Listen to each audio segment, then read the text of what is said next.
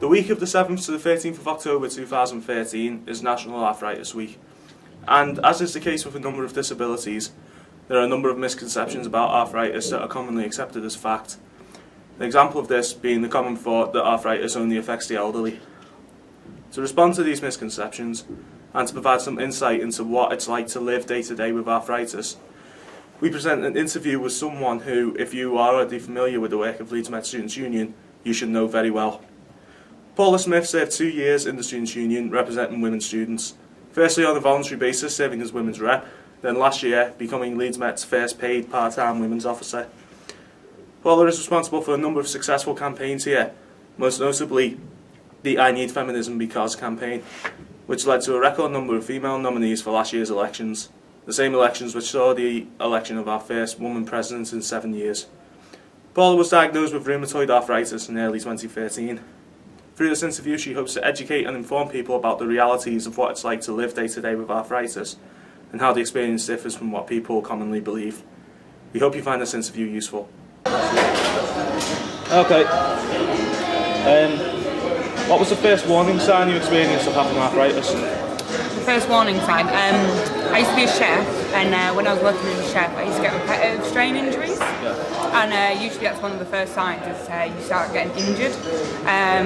You experience flares or a lot of pain in your muscles, and you can never really put it down to anything until you're diagnosed with it. So usually it can be just a sprain or repetitive injury. But usually if you've got arthritis, it's repetitive injury that actually causes you to realise that you have arthritis. So it was when I was working as a chef, so it was quite a few years ago now. But yeah. Is there a history of arthritis in your family? Not in my immediate family. My mum doesn't have arthritis, my grandparents didn't. But my auntie has rheumatoid arthritis, which is the same as what I've got. So it's not always genetic. The difference between my arthritis and my auntie's arthritis is that my auntie has rheumatoid arthritis, which is degenerative, which means it's because of age, whereas mine is called juvenile rheumatoid arthritis. And the reason why mine's different to hers is because mine's an autoimmune deficiency. Basically my immune system is attacking itself, and it's because I'm under the age of about 35, which means that it's an autoimmune disease rather than degenerative arthritis because you're born with it. So young people can get it, old people can get it. It's not always genetic. You can get it based on weather, on the job that you do, anything.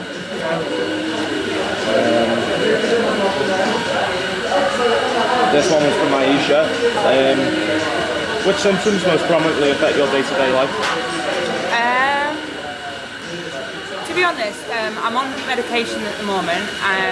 Before I was taking the medication, it was the flares in my hands, so the pressure of weight on my hands. So on my feet at first, it was the weight of my body on the soles of my feet were causing a lot of pain, and that was hard to walk. And then it was the pressure on my hips that was making it hard to walk as well. And then the amount of pressure we put on your hands when you're typing, when you're writing, when you're washing, when you're shaving your legs, when you're washing your hair and you have to lift your arms up, when you're picking up a cup to drink out of it, a knife, anything.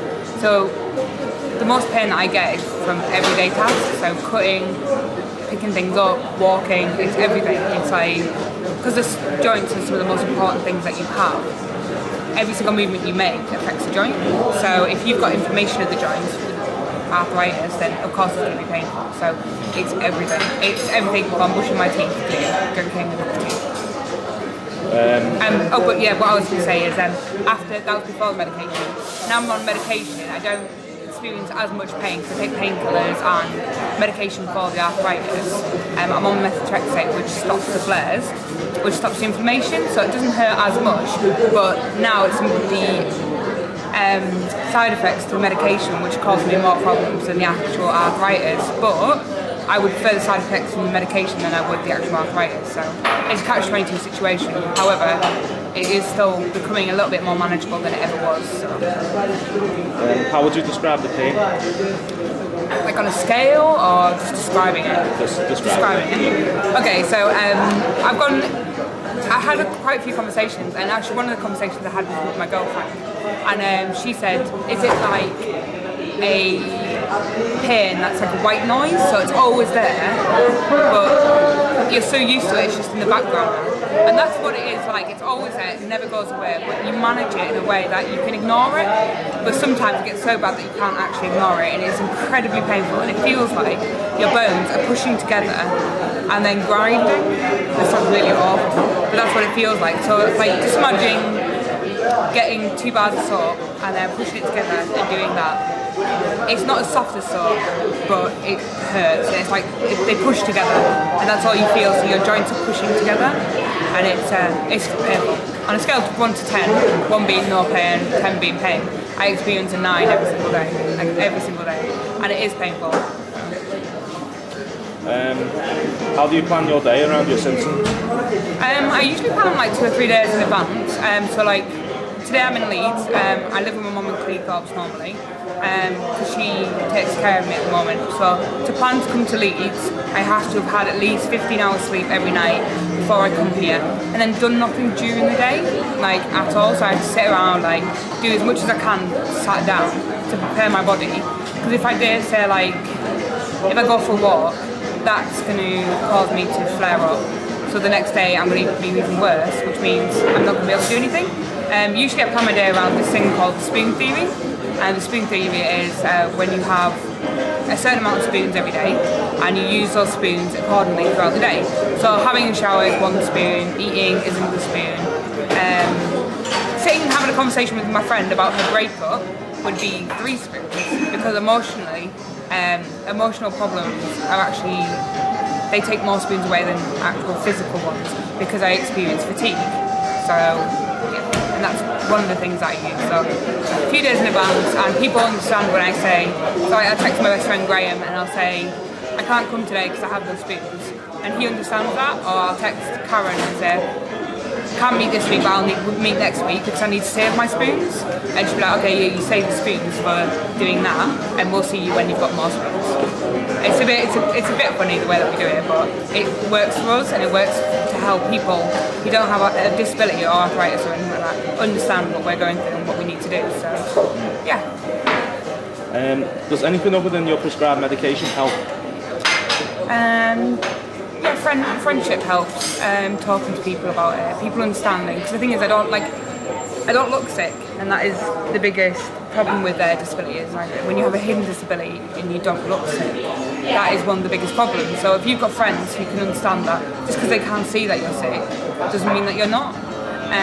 That helps more than any medication, because them being patient with you helps you have a better state of mental health.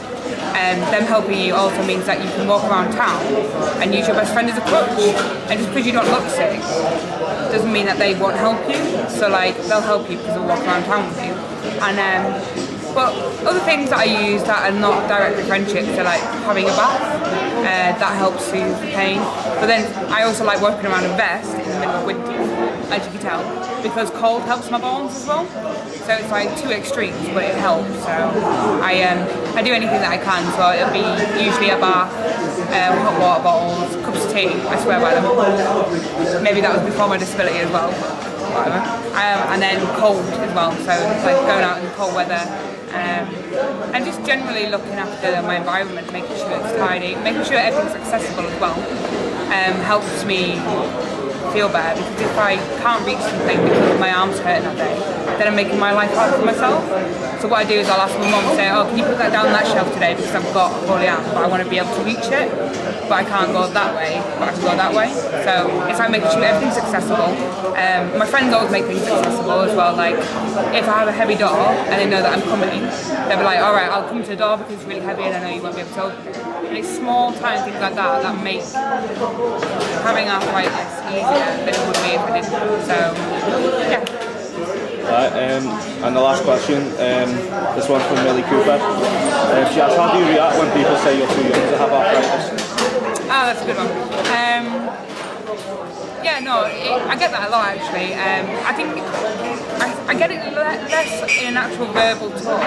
I get it more in a fact of a look. So like, if I go to sit on a bus and I need to use a disabled seat because there's no other seats, but there is one disabled seat left, I sit in it, and then an elderly person gets on the bus and they look at me and they're like, you don't look sick. And then I say, oh, I've got arthritis, and they're like, they look at me like that because they don't expect somebody young to have arthritis. And the most difficult things about having arthritis at this age, I think, is the fact that you can't drink, so you can't socialise the same way that people do in your age bracket. Like, I haven't drank for 9 months, which is a long time.